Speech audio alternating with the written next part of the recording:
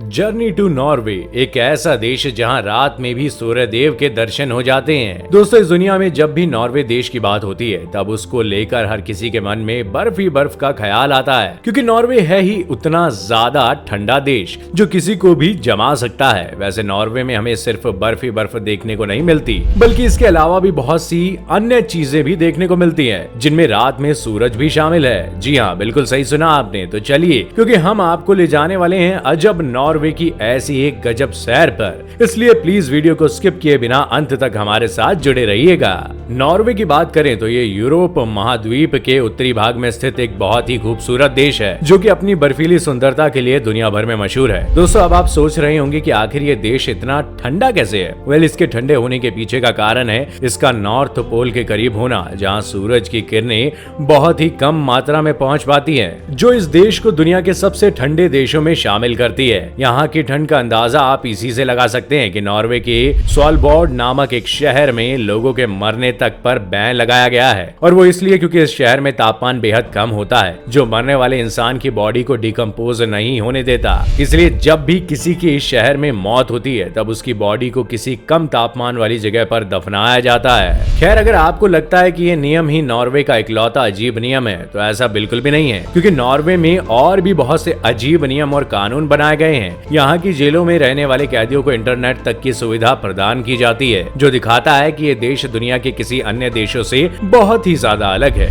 Norway की राजधानी Oslo में करीब 75 किलोमीटर की दूरी पर एक ऐसा जेल मौजूद है, जहाँ वैसे रहते तो बहुत ही खूंखार अपराधी हैं, पर उन्हें सुविधाएं कुछ इस हिसाब से मिलती हैं जो उन्हें अपराधी की तरह बिल्कुल भी नहीं दर्शाती। जी हाँ, इस जेल में रहने वाले अपराधी कुछ भी कर सकते हैं, क्योंकि नॉर्वे के कानून के हिसाब से इंसान को अपने अपराधों को सुधारने का मौका पहले दिन से ही मिलना चाहिए। आज की दुनिया में जहां ज्यादातर लोग अपना समय मोबाइल और टीवी देखने में गुजार देते हैं, वहीं नॉर्वे की जनता का रुझान किताबों की तरफ होता है, और शायद यही वजह है कि हर साल यहाँ का प्रत्येक व्यक्ति कम से कम 500 क्रोन यानी कि 4100 रुपए कीमत की किताबें पढ़ लेता है। हालांकि यहाँ सिर्फ किताबें पढ़ने का ही क्रेज नहीं है, बल्कि नॉर्वे के लोग किताबें लिखने में भी अच्छी खासी रुचि दिखाते हैं। इतना ही नहीं, अगर किसी व्यक्ति की किताब अच्छी होती है तब उसको सरकार द्वारा न सिर्फ प्रोत्साहन मिलता है, बल्कि वहाँ की सरकार उस किताब की करीब 1000 प्रतियां प्रकाशित करा देती है। नॉर्वे के अंदर बच्चों को लेकर भी सख्त नियम है, जिनमें से एक नियम ये है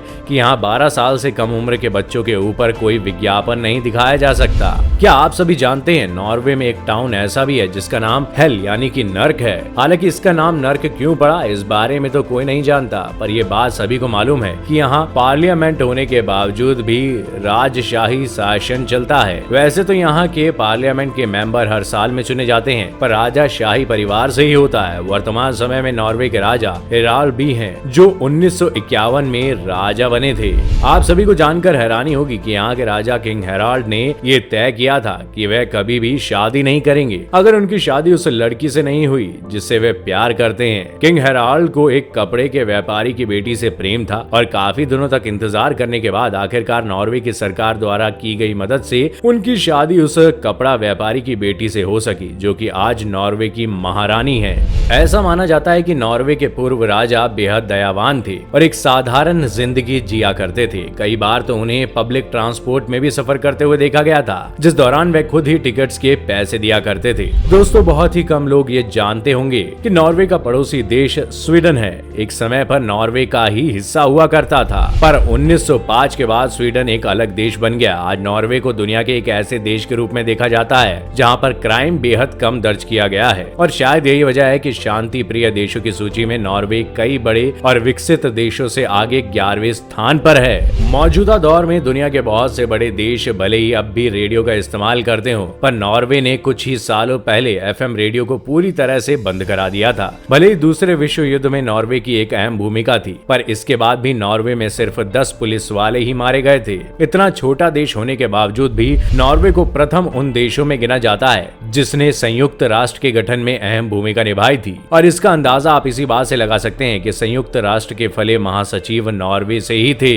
जहां एक तरफ नॉर्वे में इंसानों के अधिकारों के बारे में ध्यान रखा जाता है, ठीक उसी तरह यहाँ जानवरों के प्रति भी लोगों में गहरी संवेदना होती है। नॉर्वे के नियम के मुताबिक आप यहाँ कुत्तों को बांध कर नहीं रख सकते। हाँ, अगर आपका कुत्ता लोगों के ऊपर अटैक करता है तब ऐसी ही विशेष परिस्थिति में आप अपने कुत्ते को बांध सकते हैं। अब जब आप जान ही चुके हैं कि नॉर्वे एक बेहद ठंडा देश है, तब आपको ये भी पता होना चाहिए कि यहाँ अक्सर खाने पीने के सामान की भी कमी होती रहती है। 2011 एक ऐसा साल था जब नॉर्वे में मक्खन की भारी कमी रिकॉर्ड की गई थी, जिसके चलते यहाँ के व्यापारियों ने मक्खन की कीमत में जबरदस्त इजाफा भी किया था और केवल 250 ग्राम मक्खन की कीमत करीब 3500 रुपए हो गई थी। जिस तरह दुनिया के लगभग हर देश के नागरिक टैक्स बचाने के लिए अपनी इनकम छिपा लेते हैं, उसके ठीक विपरीत नॉर्वे में छिपाने की कोई नौबत ही नहीं आती, क्योंकि नॉर्वे का टैक्स डिपार्टमेंट हर व्यक्ति के इनकम की रिपोर्ट रखता है और उसे वेबसाइट पर अपलोड भी कर देता है, जिससे उसे छिपाने का मौका ही नहीं मिलता। अब बात उस शहर की करते हैं जहां सूरज कभी नहीं डूबता। इस शहर का नाम स्वालबार्ड है, जहां पर 20 अप्रैल से लेकर 22 अगस्त तक सूरज नहीं डूबता। हालांकि लगभग 40 मिनट को रात में यहाँ सूरज गायब जरूर होता है, पर उसकी रोशनी तब भी बरकरार ही रहती है। दोस्तों, ये थी हमारी एक और इंटरेस्टिंग वीडियो। अगर पसंद आई हो तो इसे लाइक करें और हाँ, जाते जाते चैनल को सब्सक्राइब करना ना भूलिएगा।